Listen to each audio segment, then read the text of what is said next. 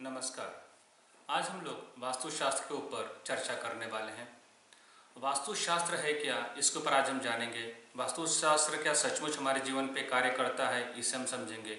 यदि हमारे घर में वास्तु दोष है तो क्या उसका निराकरण 100% हो सकता है क्या, इसके ऊपर बात करेंगे। और वास्तुशास्त्र सचमुच एक हकीकत है या केवल एक मिथ है। कई बार इसे हम लोग हकीकत समझें, कुछ लोग इसे मिथ समझते हैं। तो आज हम इसका इस चर्चा का विषय है। जब वास्तुशास्त्र शब्द की बात आती है तो कई लोग इसे कहते हैं 90% के आसपास हम इस बात को मानते ही नहीं कि वास्तुशास्त्र कोई चीज़ होती है। हम मानते केवल अपने कर्म पे, अपने मेहनत पे, अपने विश्वास पर, स्वीकार करते हैं इस बात को, और ये होता भी है। पर यदि मान लीजिए मुझे यहाँ से मुंबई जाना हो तो मुझे किस प्रकार से जाना चाहिए। मेरा विल पावर काफ़ी स्ट्रांग है, काफ़ी इच्छा शक्ति प्रबल है, तो मैं पैदल भी तो जा सकता हूँ। इच्छा शक्ति भी प्रबल है, पर मुझे पहुँचने में कितना समय लगेगा। पर यदि मैं मुंबई जाने के लिए यदि मैं फ़्लाइट लूँ तो शायद मैं जल्दी पहुँच जाऊँगा। तो आप जब किसी चीज़ का उपयोग करते हैं, किसी सकारात्मक ऊर्जा का उपयोग करते हैं, तो आप अपने लक्ष्य तक जल्दी पहुँच जाते हैं। तो केवल विल पावर के साथ साथ ऊर्जा भी आपके साथ जुड़नी चाहिए। आपके जीवन में जब संघर्ष रहता है तो संघर्ष होने का मतलब यही है कि आपका शरीर संतुलित नहीं है, आपकी ऊर्जा संतुलित नहीं है। तो वास्तुशास्त्र को यदि एक वाक्य में मुझे कहा जाए तो वास्तुशास्त्र को का परिभाषा है अपने वास्तु के पंच तत्व को संतुलित करना। पंच तत्व को संतुलित करने का अर्थ होता है अग्नि, आकाश, वायु, पृथ्वी, जल।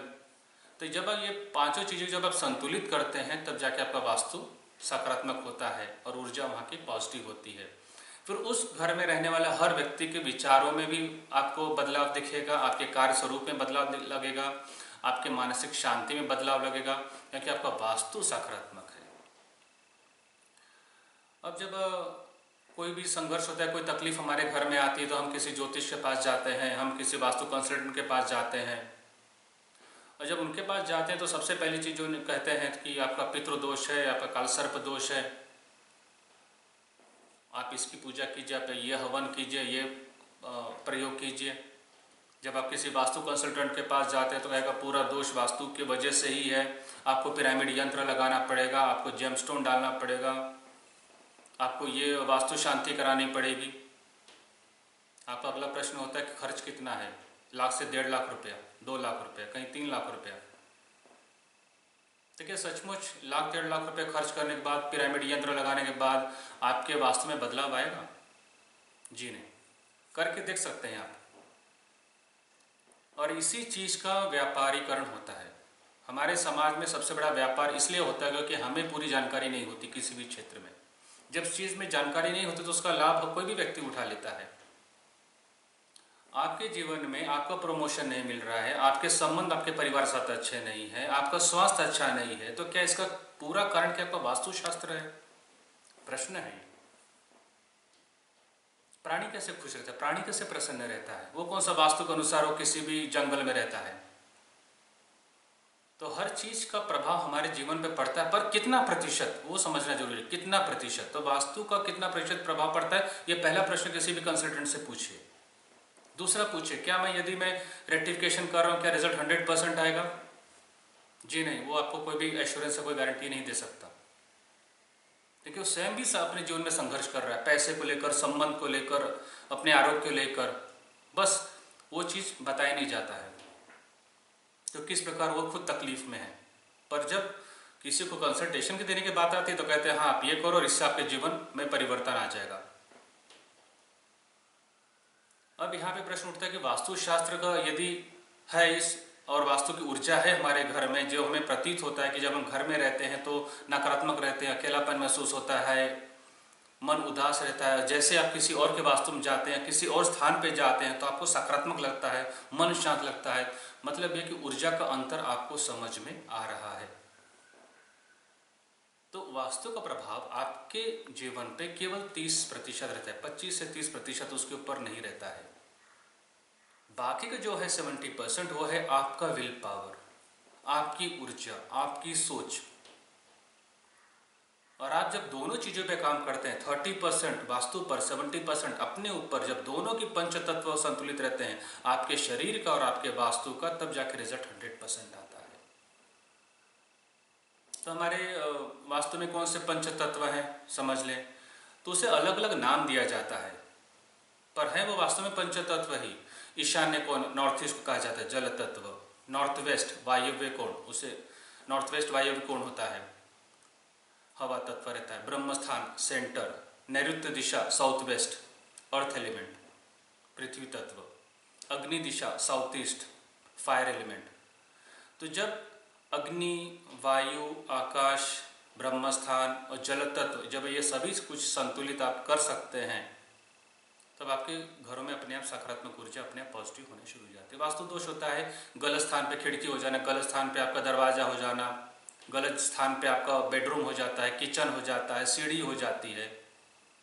फ्लैट में तोड़फोड़ नहीं कर सकते हैं, और जो कोई मकान बन जाता है उसमें बदलाव नहीं ला सकते हैं, तो उसमें क्या चेंज करें जिसकी वजह से वो बदलाव आना शुरू हो जाता है, ऊर्जा बदलना शुरू हो जाती है। तो मुश्किल से 3 से 5 हज़ार के खर्च में ही वो समाप्त हो जाता है। 3 से 5 हज़ार रुपये के खर्च में ही समाप्त हो जाता है वास्तु दोष।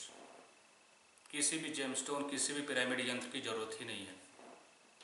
कई लोगों ने मुझे सलाह भी दिया था कि जब आप इतना बड़ा लंबा फेरा मोनेस्ट्री बना रहे हैं तो आप इसमें पिरामिड यंत्र का उपयोग करें, आप इसमें इस चीज़ का उपयोग करें।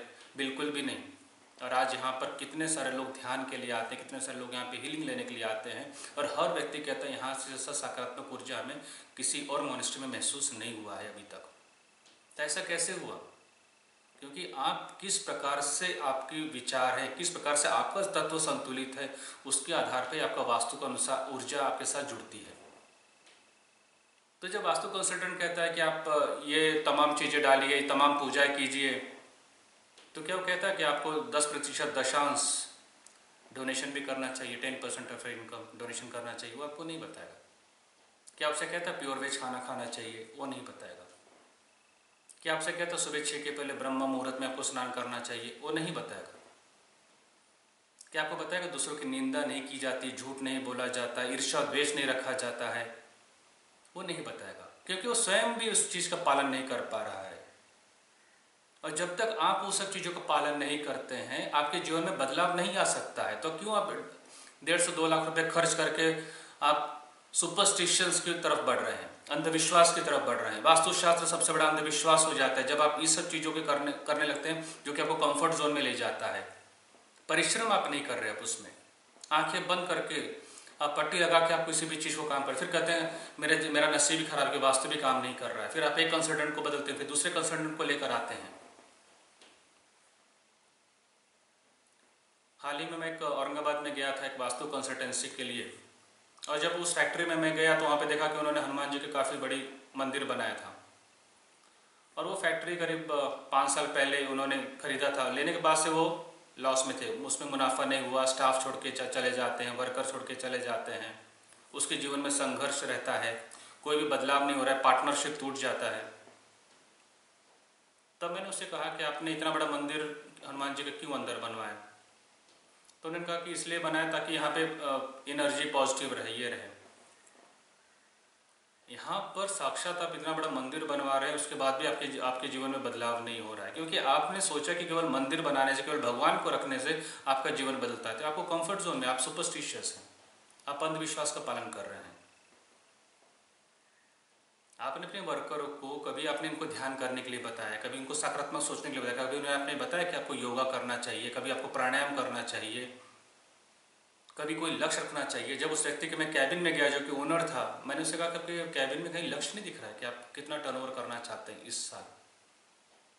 बोले नहीं सर, मैं सब बस डायरी में सोचता हूँ, जो हमें काम मिलता है, ऑर्डर मिलता है, उसके ऊपर काम करते हैं। आपके पास तो लक्ष्य ही नहीं है, तो लक्ष्मी कहाँ से आएगी? लक्ष्मी करती वही होता है, लक्ष्य रखना, टू हैव अ गोल। तो आपके पास जब गोल नहीं है तो वास्तु कैसे काम करेगा आपके पास? हनुमान जी का और या शिव बाबा या साईं बाबा कैसे काम करेंगे आपके लिए? तो वही चीज़ होती है, अंगूठी पहन लीजिए, भगवान की मूर्ति रख लीजिए, ये तमाम यंत्र लगा लीजिए और जीवन में परिवर्तन आएगा। इस सोच को ही कहते हैं अंधविश्वास की ओर जाना। तो इसे वास्तुशास्त्र नहीं कहा जाता। तो वास्तु को ठीक करने के लिए छोटे मोटे रेक्टिफिकेशन करने पड़ते हैं, पर वो तभी कर सकते हैं जब आपको बेसिक नॉलेज हो।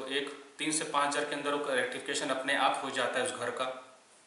नंबर 2, 70% जो इशू होता है वो आपके मनुष्य के ऊर्जा के ऊपर होता है। जो व्यक्ति उसके अंदर रह रहे हैं, 4 व्यक्ति हैं, 5 व्यक्ति हैं, वो जो रह रहे हैं, और उस 5 व्यक्ति जो रह रहे हैं उस घर में, यदि उनके चक्रास को बैलेंस करते हैं, चक्रास को ही ऊर्जा कहा जाता है, चक्रास को ही पंचतत्व कहा जाता है, जब उनके शरीर का पंचतत्व संतुलित हो जाता है तो समृद्धि हर क्षेत्र से आपके घर में आती है, चाहे वो पैसे में हो, चाहे वो संबंध में हो, चाहे वो आरोग्य में हो, हर चीज में उसे समृद्धि दिखती है। तो मैं आपको इसमें छोटा सा उदाहरण देता हूँ कैसे आप अपने घर के हर व्यक्ति की ऊर्जा में सकारात्मक बदलाव ला सकते हैं। लामा फेरा हीलिंग जब दिया जाता है तो उसके अंदर के ऊर्जा चक्रास बैलेंस होना शुरू हो जाता है, एक नंबर। दूसरा, कुंडलिनी योगा, यदि हर व्यक्ति 20 मिनट तक योगा करे, कुंडलिनी योगा अपने घर में, अपने आप उससे सकारात्मक बदलाव महसूस होना शुरू हो जाता है। पूरा दिन एक्टिव रहेगा, आलस्य नहीं रहेगा, नकारात्मक सोच नहीं रहेगी उसके अंदर, उसका स्वास्थ्य अच्छा रहेगा। तीसरा, प्राणायाम, ध्यान। उसके बाद होता है उसका डाइट कैसा है। हम लोग जब जंक फूड खाते हैं, नॉन वेज खाते हैं, तो आप ध्यान कर ही नहीं पाएंगे, आप स्थिर रह ही नहीं पाएंगे, आपके मन में मानसिक शांति रहेगी नहीं। आपको छोटी छोटी बातों में आपके अंदर उत्तेजना रहेगी, छोटी छोटी बातों में आपको क्रोध आएगा, आपके अंदर अहंकार रहेगा। आपका डाइट मैटर करता है। तो जब आपके अंदर कुंडलिनी योगा करेंगे, प्राणायाम, ध्यान, डाइट और समाज के लिए, लास्ट होता है आखिरी चीज, समाज के लिए क्या करना चाहते हैं, आपके पास उद्देश्य क्या है। तो सबसे पहले आपका उद्देश्य स्पष्ट होना चाहिए। मेरे जीवन का उद्देश्य क्या है? मेरे जीवन का उद्देश्य अगर है कि मैं 100 करोड़ का टर्नओवर कर रहा हूँ, पर उसमें से योगदान मैं समाज के लिए कितना कर रहा हूँ। यदि आपने समाज के बारे में, दूसरों के बारे में कोई प्लान ऑफ एक्शन है ही नहीं, तो कोई वास्तुशास्त्र, कोई हीलिंग, कोई योगा, कोई प्राणायाम काम नहीं करता है। हम केवल अपने आप को सुपरफिशियल पर्सनालिटी बनाते हैं, सुपरफिशियल पर्सनालिटी, और सुपरफिशियल आप स्पिरिचुअलिटी में की ओर बढ़ रहे हो। आप भगवा कपड़ा पहनने से, 3 टीका लगाने से हम कोई धर्म को, किसी धर्म का प्रचार नहीं कर सकते। हमारे अंदर का परिवर्तन तो कुछ है ही नहीं।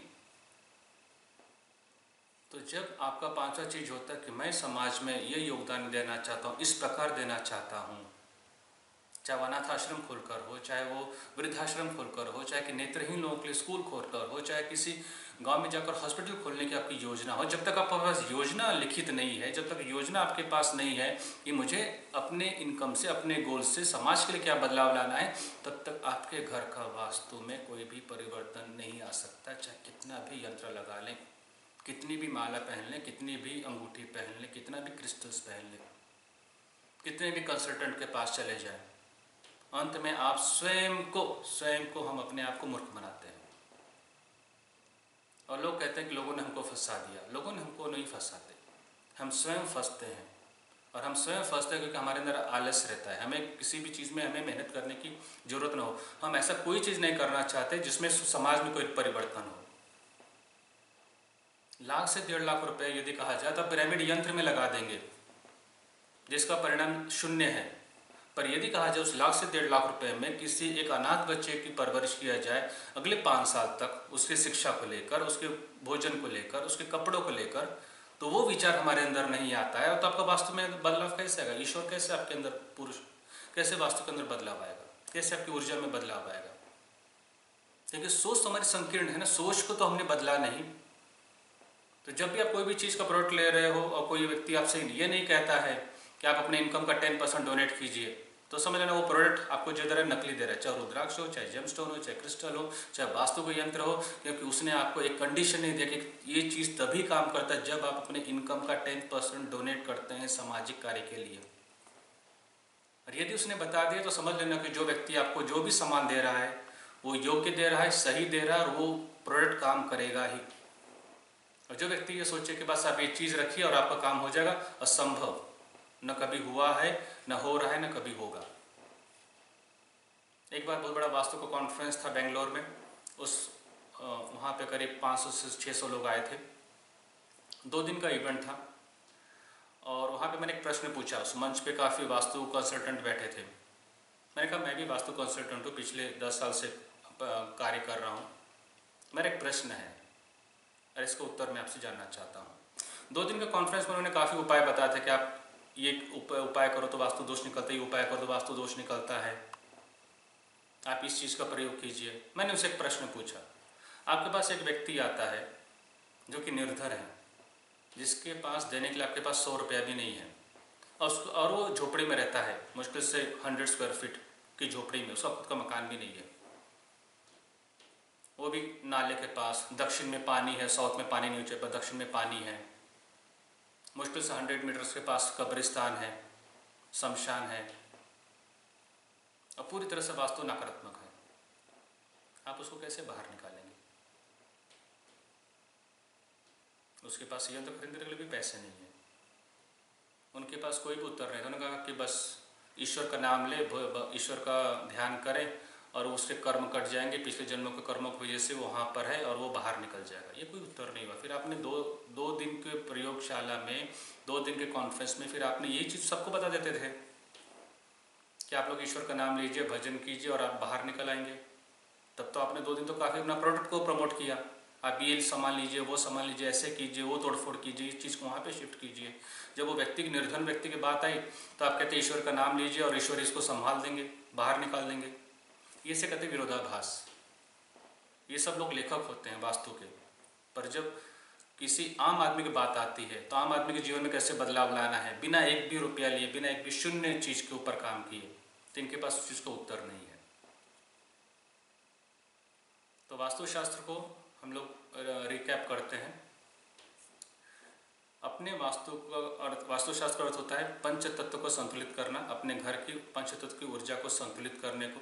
एक नंबर 2, अपनी ऊर्जा को संतुलित करने के लिए 3 से 5 हज़ार के खर्च में ही आपका हो जाता है। केवल आपकी बेसिक स्टडी होना उसमें ज़रूरी होता है, विश्वास, फेथ, और उसके हिसाब से आपको काम करना पड़ेगा।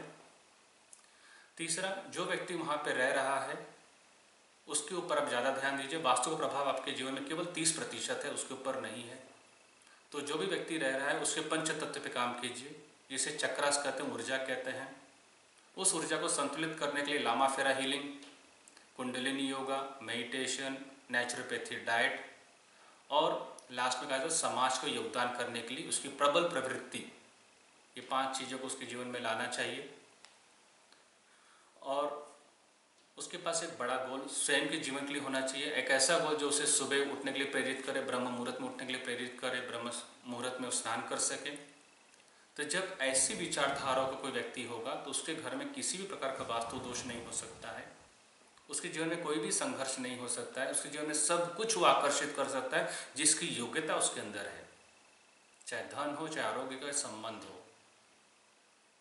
अगले भाग में हम लोग फिर से वास्तुशास्त्र के पार्ट 2 पे चर्चा करेंगे कि वास्तुशास्त्र के अंदर अगर हम बदलाव को ला रहे हैं तो क्या रुकावटें आ सकती हैं, व्यक्ति आपका विरोध कौन करेगा आपके घर के अंदर और क्यों करेगा, या यदि कोई व्यक्ति विरोध करता है तो उसका निराकरण कैसे करेंगे। तो हम लोग पार्ट 2 वीडियो में देखेंगे। तब तक के लिए जय हिंद।